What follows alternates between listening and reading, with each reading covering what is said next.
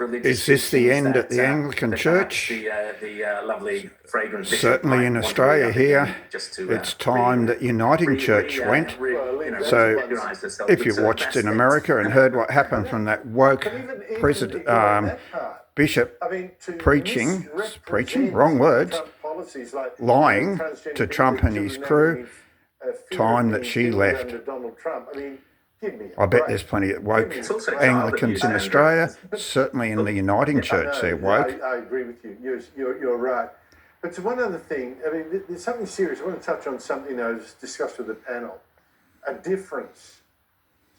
I showed earlier 3 tech billionaires saying they were investing $500 billion US in an artificial energy project because, one of the reasons, apparently Trump making sure there's enough electricity for a start.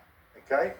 Meanwhile, our richest person, Gina Rinehart, who has been a super patriot, we all know that, sponsoring Australian athletes, rah-rahing Australia, all that kind of thing. She is now looking for investment opportunities in America, saying she's looking to invest billions because it's a new land of opportunity after warning for years. The governments here were so anti-business that they were forcing companies to go overseas. And now you see it even with her. What do you make of this? Oh, Andrew, it's heartbreaking. You have someone like Gina Rinehart who, pretty much single-handedly gave Jim Chalmers his surplus for the last couple of years through her iron ore and other mining profits.